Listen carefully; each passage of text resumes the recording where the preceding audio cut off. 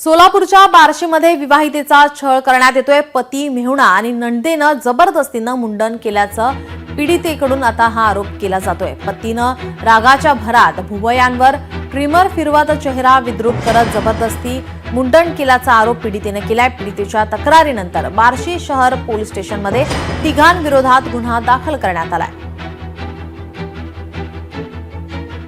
ते मला सतत टॉर्चर करत होते, तरी मी त्या प्रकरणाला वैतागून पुण्याला गेले होते। 2023 मध्ये पुण्याला निघून गेले होते।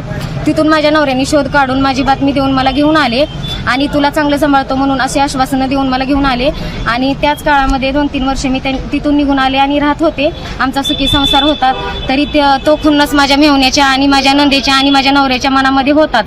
माझा नवरा काही काळामध्ये 9/3/2025 मध्ये त्या काळामध्ये मला घेऊन बार्शीमध्ये राहत होता। ही घटना त्या दिवशीची आहे। त्यांनी मला घरामध्ये डांबून ठेवलं। माझ्या नवऱ्याने माझे केस आणि माझ्या भुवया काढल्या आणि मला सतत मारहाण केली। बार्शी शहर पोलीस स्टेशनमध्ये कंप्लेंट केली आहे। माझी फक्त एकच मागणी आहे की मला या प्रकरणावर आणि माझं जे विद्रूप केलं आहे याच्यावर न्याय मिळावा। लोकशाही मराठी ऐका, पहा, जागरूक रहा।